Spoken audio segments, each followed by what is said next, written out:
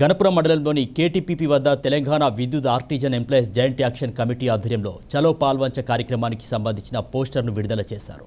విద్యుత్ సంస్థల్లో పనిచేస్తున్న ఆర్టిజన్లను దశలవారీగా కన్వర్షన్ చేస్తామని ప్రభుత్వం ఇచ్చిన హామీని ఇప్పటివరకు అమలు చేయకపోవడం దారుణమని విమర్శించారు. ఆర్టిజన్ కన్వర్షన్ వల్ల విద్యుత్ సంస్థపై అదనపు భారం పడదని, అయినప్పటికీ అధికారులు, పాలకులు నిర్లక్ష్యం ప్రదర్శిస్తున్నారంటూ ఆవేదన వ్యక్తం చేశారు. ఏప్రిల్ 4వ తేదీన కొత్తగూడెం పాల్వంచలో నిర్వహించనున్న ఆర్టిజన్ల ధర్నా కార్యక్రమాన్ని విజయవంతం చేయాలంటూ పిలుపునిచ్చారు. ఈ కార్యక్రమంలో జేఏసీ రాష్ట్ర నాయకులు చిల్వేరు మల్లయ్య, రమేష్, శంకర్ తదితరులు పాల్గొన్నారు. పాల్వంచలో జరగబోయే మహాధర్నా కార్యక్రమాన్ని విజయవంతం చేయాలని ఈరోజు మన కేటీపీపీ మెయిన్ గేటు ఎదురుగా ఆర్టిజన్ కార్మిక సోదరిమణులు అందరూ కలిసి ఈ వాల్ పోస్టర్ ఆవిష్కరించడం జరుగుతుంది. అలాగని 4వ తారీఖు రోజు పాల్వంచలో భారీ ఎత్తున మన టీజీ జెన్కోలో ఆర్టిజన్ బలమెంతో నిరూపించుకోవాలి. అందుకు ఒక 4 బస్సుల్లో పోవాలి అని చెప్పేసి టీవీ జేఏసీ తీర్మానించినది. కంపల్సరీ ఆర్టిజన్ కార్మికులు ఎవరు అధైర్యపడద్దు. మన హక్కుల కోసం మనం చేసే పోరాటం ఇది.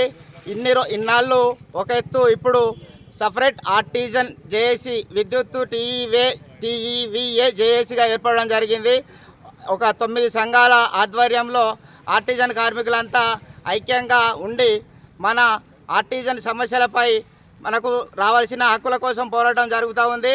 4వ తారీఖు పాల్వంచ మహాధర్నా విజయవంతం చేయాలి. అలాగనే 7వ తారీఖు ఎంపీటీసీల ఆఫీసు ముందు వరంగల్లో జరగబోయే అతిపెద్ద భారీ బహిరంగ సభ, అతిపెద్ద భారీ సభ నిర్వహించడం జరుగుతుంది. అందులో కూడా అన్ని కంపెనీలు ఎంపీడీసీఎల్, ఎస్పీడీసీఎల్, టీజీ జెన్కో అందరూ ఆర్టిజన్ కార్మికులంతా పాల్గొని విజయవంతం చేయవలసిందిగా కోరుతా ఉన్నాము. మనకు రావాల్సిన హక్కులు, మన ఏపీఏసీబీ రూల్స్ను వెంటనే ఇప్పించాలని ఒకటి. రెండవది, మనకు ఎప్పుడో విద్యుత్ ఆర్టిజన్ కార్మికులుగా ఏర్పాటు చేసిన తర్వాత మన కన్వర్షన్ కావాలని ఒకటి అడగడం జరిగింది. దాన్ని కూడా చేయట్లేదు. మనకు గ్రేడ్ చేంజ్ ఇస్తామని చెప్పారు, అది కూడా ఇవ్వలేదు. ఈపీఎఫ్ సీలింగ్ అని కొత్త రూల్స్ తీసుకొచ్చి అదొకటి పెట్టిండ్రు. ఈపీఎఫ్ సీలింగ్ ఎత్తివేయాలని ఒకటి మనవి చేస్తున్నాము. అలాగే ఇక్కడ కొంతమంది ఆర్టిజన్ కూడా ఇవ్వకుండా కొంతమంది ల్యాండ్ లూజర్స్ కార్మికులు ఉన్నారు, వాళ్ళు కాంట్రాక్ట్ లేబర్గా ఉన్నారు. వాళ్ళని కూడా వెంటనే ఆర్టిజన్ కార్మికులుగా గుర్తించాలి. మిగిలిపోయినటువంటి ఆర్టిజన్ 7 ఒకరు అప్పుడు 2015లో కూడా ఒక 6 కార్మికులను వదిలేసిండ్రు. వాళ్ళకు కూడా ఆర్టిజన్గా గుర్తించాలి.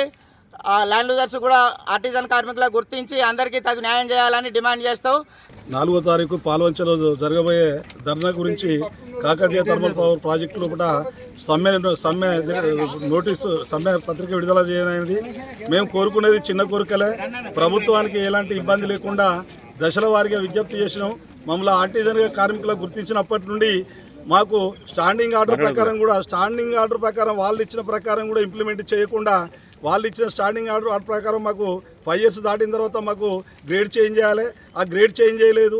మేము అడిగేది ప్రభుత్వం మీద ఎలాంటి అదనపు భారం పడకుండా మా ఉన్న పోస్టులనే కన్వర్షన్ చేసుకుంటూ రెగ్యులర్ పోస్టులాగా చేస్తే మేము రెగ్యులర్గా అవుతామనే ఆలోచన తప్ప ప్రభుత్వం మీద ఎలాంటి భారం పడకూడదని దశల వారీగా విజ్ఞప్తి చేస్తే యాజమాన్యం కానీ ప్రభుత్వం కానీ మొండి వైఖరి చేసినందువల్లనే ఈ సమ్మెకు వెళ్ళే పరిస్థితి వస్తుంది. ఇప్పటికైనా ప్రభుత్వం కల్పించుకొని మా న్యాయమైన కోరికను పరిష్కరించి మా విద్యుత్ ఉద్యోగులను, ఆర్టిజన్ కార్మికులను, మిగిలిపోయిన వారందరినీ కూడా ఈ విద్యుత్ శాఖ లోపల కాంట్రాక్ట్ కానీ అవుట్సోర్సింగ్ కానీ లేకుండా అందరికీ రెగ్యులర్ ఉద్యోగం చేయాలని కోరుకుంటూ పాల్వంచలో 4వ తారీఖు నాడు జరగబోయే ధర్నాను కాకతీయ థర్మల్ పవర్లో ఉన్న ఆర్టిజన్ కార్మికులందరూ పాల్గొని విజయవంతం చేయవలసిందిగా కోరుతున్నాం.